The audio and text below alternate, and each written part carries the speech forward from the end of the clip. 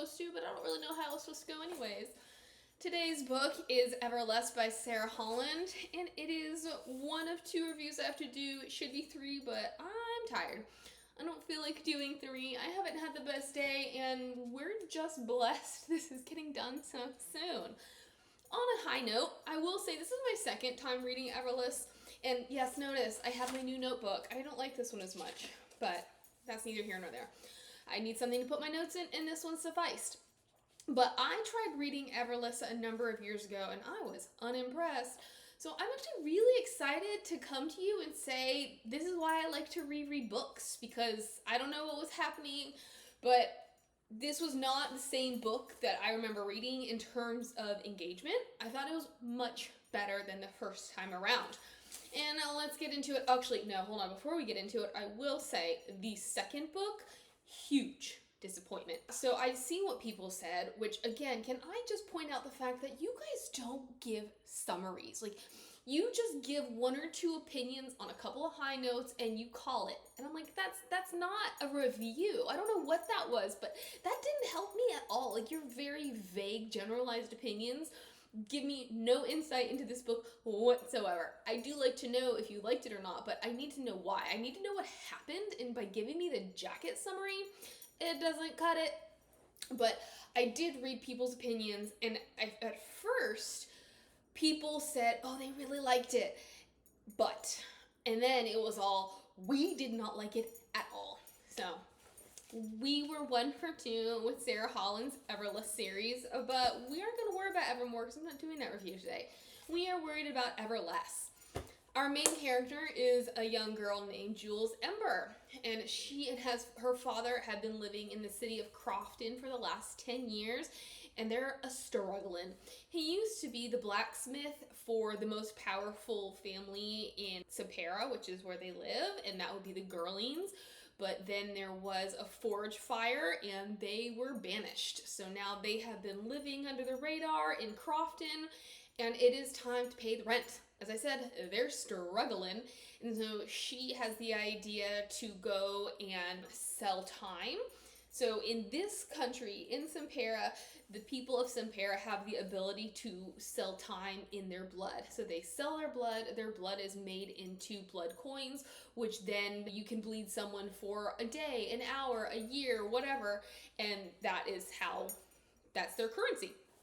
So she's never done it before, but she doesn't want her dad to do it, and they need the money. So she's going to sell her time when the time lender gets arrested for bleeding a child. This is illegal, so he is taken off and he's going to be bled 40 years, which feels like the maximum sentence because I guess people in this society don't have 40 years to give for the most part. We do meet her best friend Amma, and Amma has a little sister named Aaliyah. Amma has a scar on her face because of some stuff that happened in her past, which has resulted in her and Aaliyah being orphans. So Amma tells Jules, we are gonna go to Everless, which is the estate in which the Gerlings live, because Rowan Gerling is getting married to the Queen's ward, Ina Gold. And they are paying a year's worth of blood coin in a month. So we are going to go and do this, and you should come with us. Jules' dad has always said we cannot go anywhere near Everless. I mean, she was 10 or so when they left, but she knows very well that her dad will never let her go. So she's like, well, that's great for you, but I'm not doing it.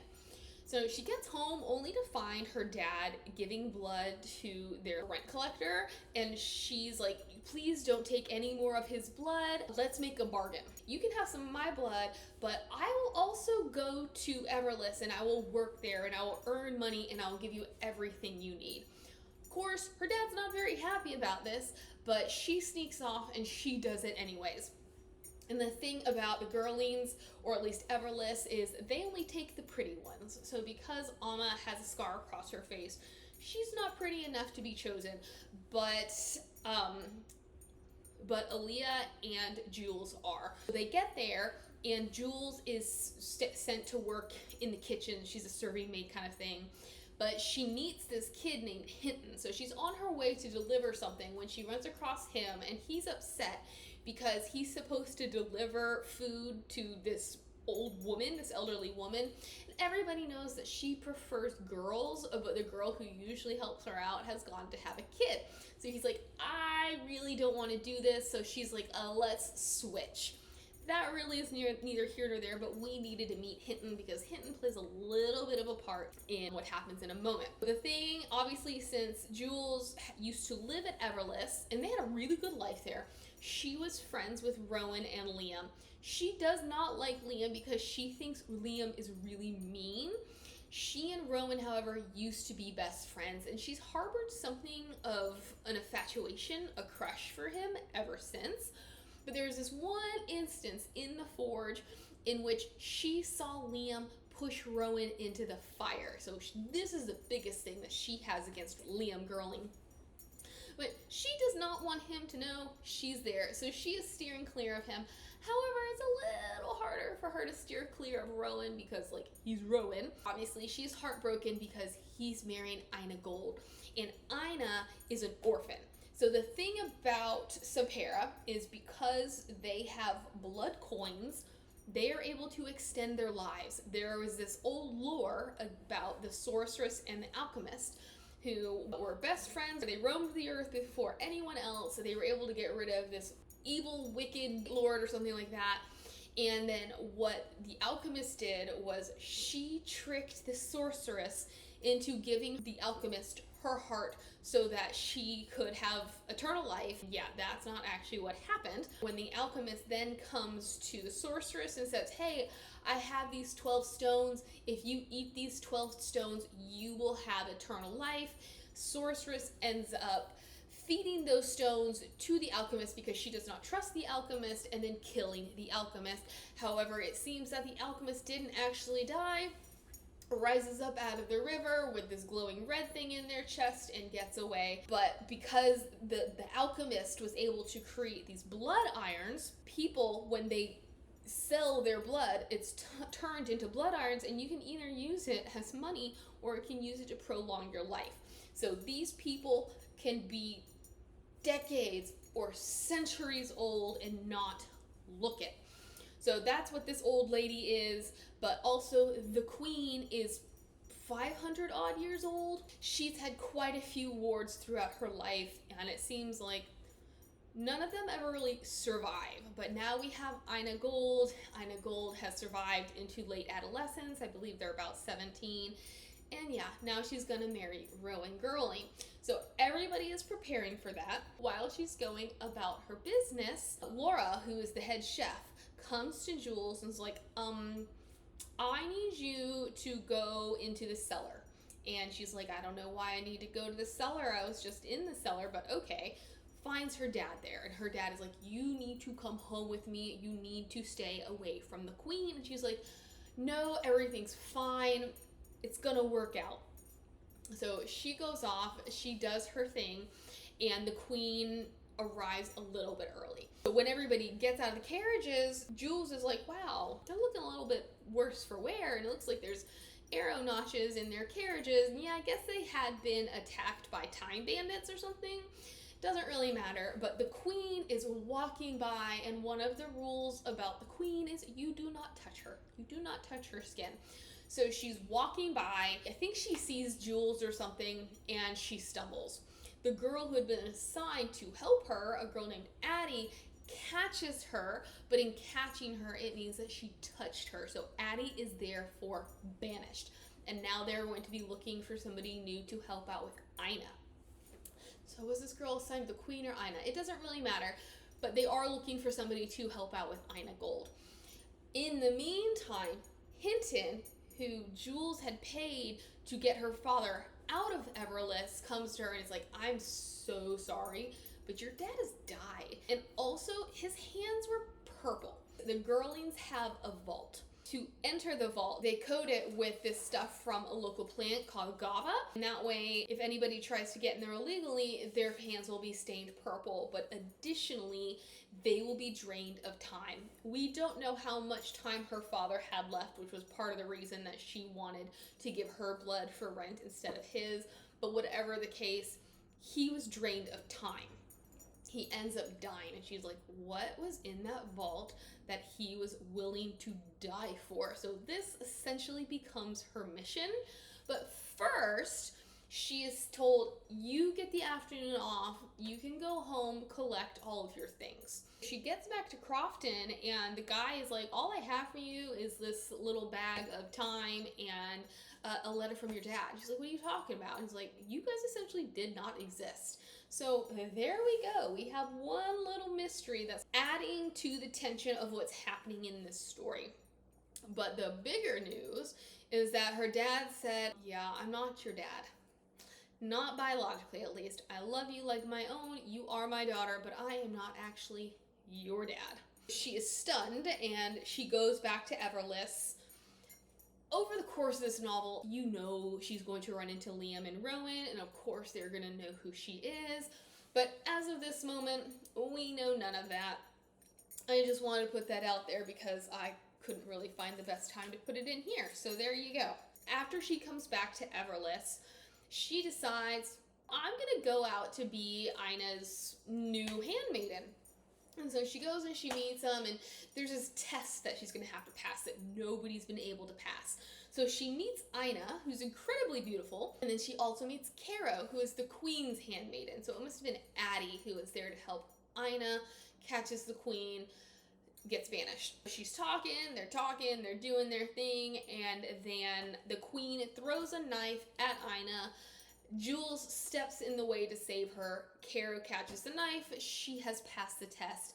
So now she is Ina's new handmaid. With that said, the next day Ina says, hey, can you go on a secret mission with me? And Jules is like, sure, I guess. What other choice do I have? Ina is obsessed with learning her parentage. She wants to know who she is and where she came from. And she's gone to all of these orphanages and she can't find anything. So she and Jules go to this orphanage, and she sends Jules in instead because, like, we don't need to know that Ina is trying to figure out her parentage. And this is where Jules learns that she and Ina are only a couple days apart.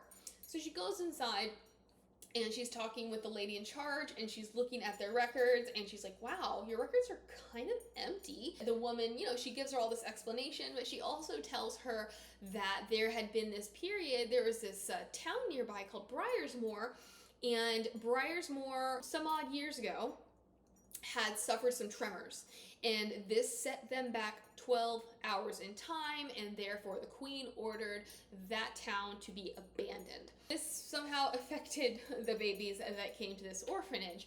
Jules goes back to Ina and she's like, I've got nothing for you. I think it's, the next day, a couple days after that, they all decide, let's have a little bachelorette party. So Caro, Jules, and Ina go out into the town. They get drunk. They're having the time of their life.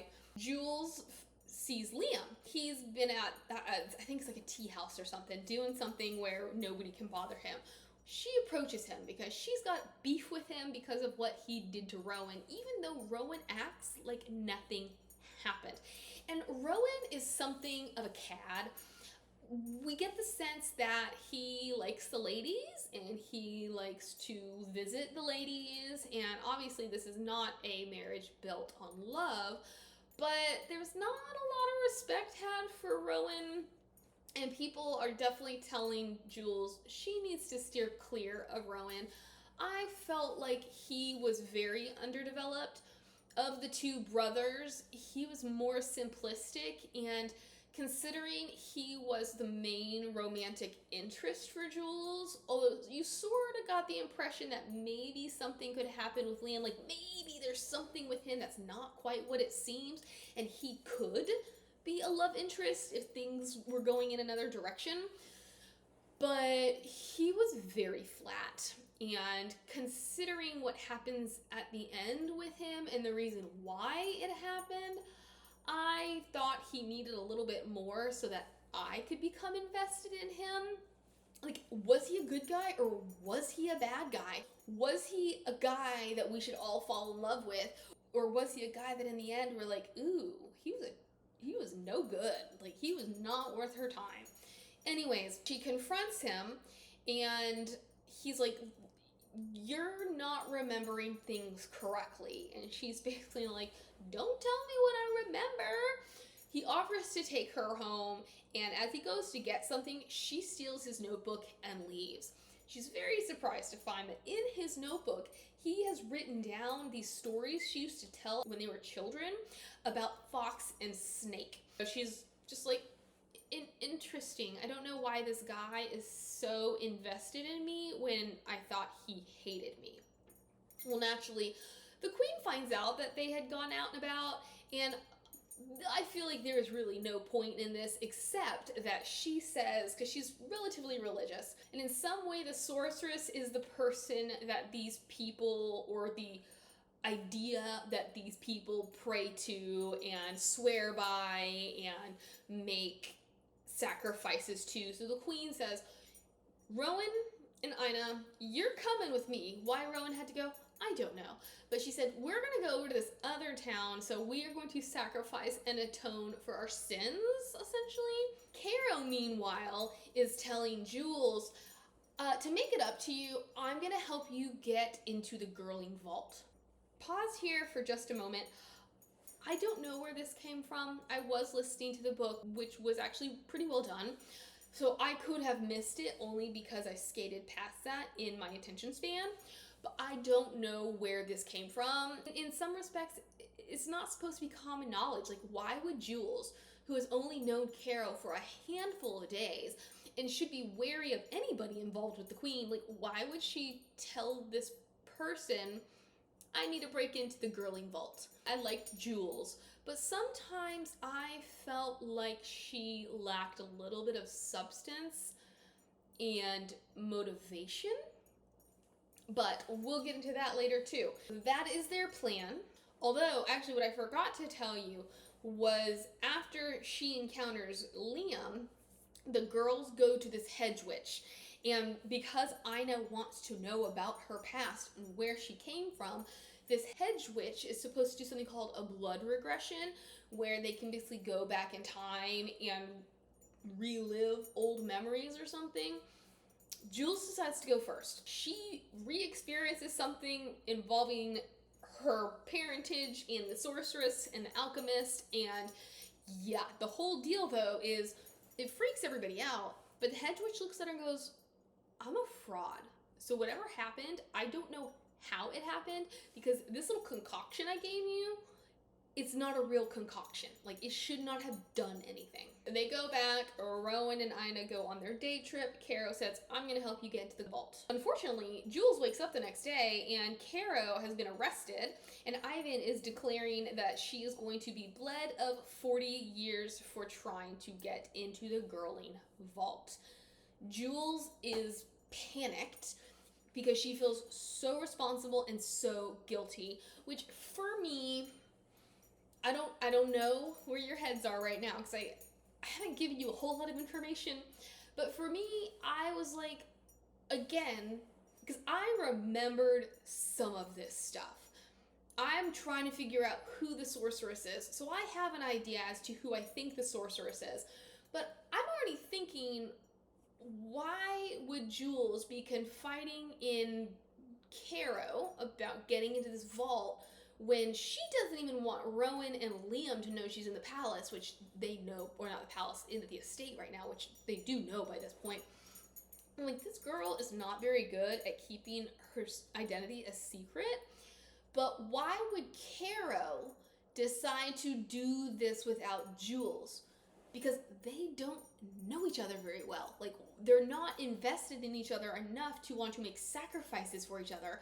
So why would Caro try to do this on her own? This was wishy-washy for me. Jules is freaking out because she's like, nobody has 40 years to give. She goes to a local time lender and she says, I want you to bleed 40 years from me. And he's like, well, okay. I think it's a terrible idea, and we're gonna have to do it in installments because that's just a lot. But let me measure your blood. And they can measure a person's blood to see how much time this person actually has left. Like, what if I die tomorrow? I don't have 40 years to give you because I don't have 40 years. Whether it's because I was destined to die tomorrow, or just because I've given so much blood, all I have is tomorrow.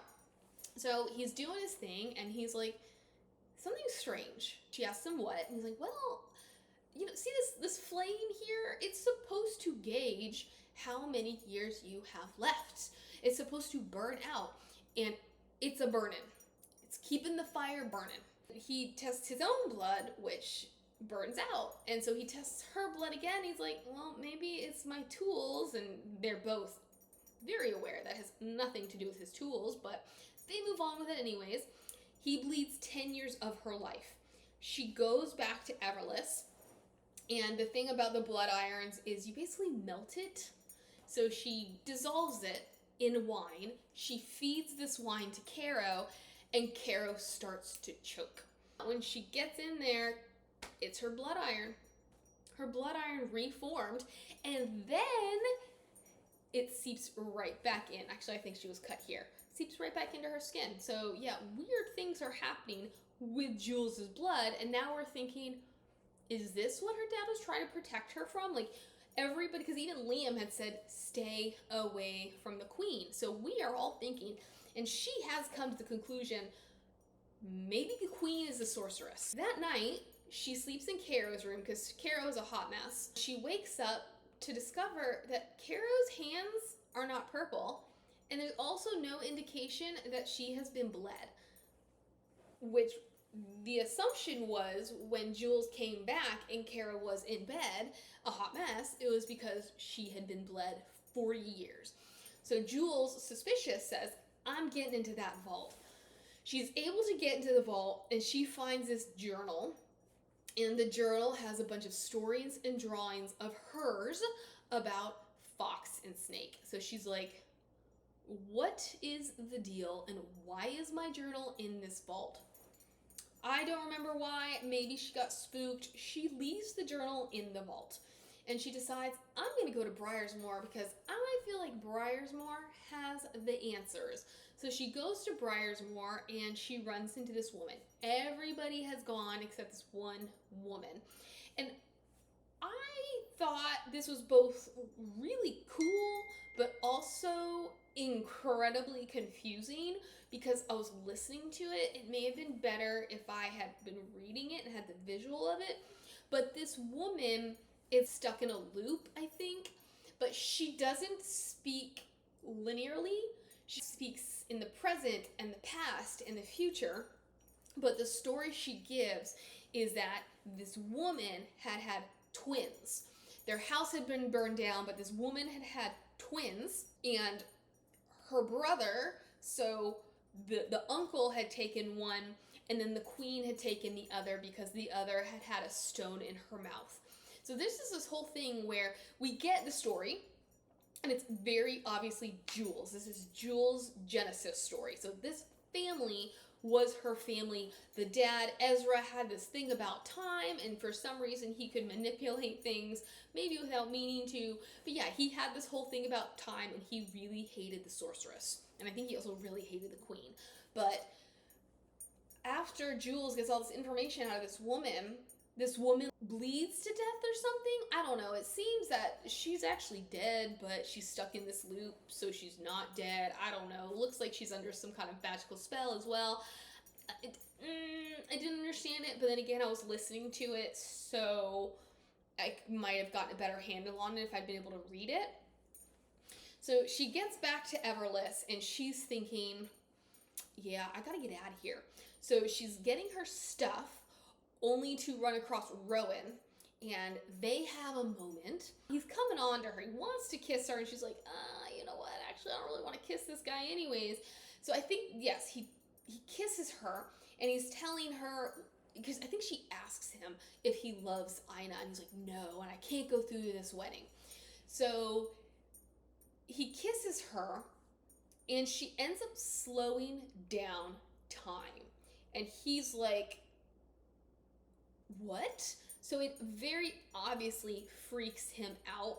Then they are interrupted by Liam, who has come to arrest Jules because she has broken into the Gerling vault. So, turns out it's something of a ruse. And Liam's like, look, the thing is, my brother, He's not dumb, but he is an idiot. So there's a chance that he might talk about what just happened between you guys. But the thing is, what I'm trying to do is just rescue you, because apparently, I guess when Jules and her dad had been banished, he had made sure that they'd be okay. When she had gone into town with Caro and Ina, she had run into Addie, who is now a barmaid, and she said, Liam saved my life. I might have been banished, but he made sure I was okay. So he's doing the same thing with Jules, because he knows she's in danger and he's trying to get her out. So he takes her to this coastal town and he says, this is a big enough place, you can get lost in here. So she's like, yeah, okay, but first he's gonna tell her the thing about the forge and the fire and me pushing Rowan in. Like, it did happen, but it didn't, because I did accidentally shove him and he was falling in, but then you stopped time, and I think she might even reverse time a little, and you saved him. So he remembers none of that, but I do. And ever since then, I have been obsessed with the sorceress and the alchemist, because I want to know what happened. And you know what I think? I think 1, Queen is a sorceress. 2, I think you're the alchemist. And I think that those stones bring you back every time you die. And this is why the Queen took Ina, because Ina was born with a stone in her mouth. But actually, Ina was not born with a stone in her mouth. I don't quite understand this part, but it seems like Jules was born with a stone in her mouth, and I guess her dad or her uncle thought, hey, maybe if I take her, the other baby will be safe and the Queen won't want the other baby. But somehow the stone ended up in the other baby's mouth, and so the Queen took that baby thinking this was the alchemist. He's just said, I have been studying this lore, trying to figure out exactly what is happening, but you're the alchemist, you need to get out of here, because the assumption is the alchemist is a man. So of course this is supposed to be some big revelation for us, because throughout this whole story the alchemist has been referred to as a he. So I can't remember what happens, like how she gets back to Everless. I have a feeling Liam leaves her where she is, and then she decides, well, I've got to get back to Everless because I need to warn Ina. Whatever the case, she ends up back at Everless, and she finds Caro in the room with the Queen and Rowan. And biggest spoiler of all, Caro is the sorceress, which for me,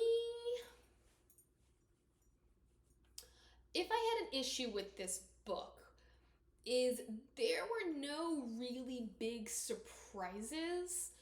If anything, I felt like we lacked certain character development, which could have led to a bigger shock factor. So here are some small things. Hinton, what was the big deal? We saw him like 3 times. There was another guy, a childhood friend of hers, who she meets right away after getting back to Everless after 10 years. And he'd had his tongue cut out by Ivan, who, Ivan, again, he's a really bad villain, but what's the point of him? He's just a one-dimensional villain who was in cahoots with Caro, because she didn't actually try to break into the vault, but they came up with this whole story for who knows what reason, because I don't know how deep into cahoots he is with her. I don't know if he has anything against Jules, but this guy who had his tongue cut out, well, why are we even bringing it up if we only see him one more time? And so here, now that Caro is the bad guy, I had remembered this sometime prior. And the thing about good writing is red herrings. And so yes, the Queen is the obvious choice for the sorceress. And if she's going to be the sorceress, that's totally cool, because she can still be evil and people don't want to believe that there's anything wrong with her, but that she's this great queen because she's been ruling for so long, and that Caro is just this handmaid that is lost in the crowd and nobody ever realizes is there, and so they have no idea that she's been around for 500 years. But I wanted some more breadcrumbs. We needed more time to develop this relationship among Ina, Caro, and Jules.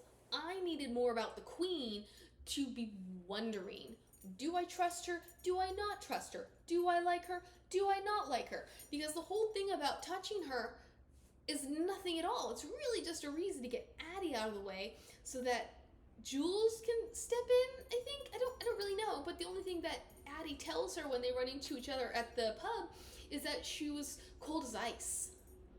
And then on that note, I would have liked more about the blood iron, because you get the impression that it keeps them young, but they're still aging. So I guess even though she's alive and kicking at 500 years old, I guess in some regards her body isn't technically keeping up.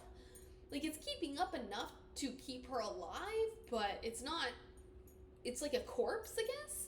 So there was a lot within this that I thought could have been better built up, because knowing what I knew, and then we got to the point where Kara reveals herself, I was frustrated with Jules because every single person in her life has said, beware of the queen.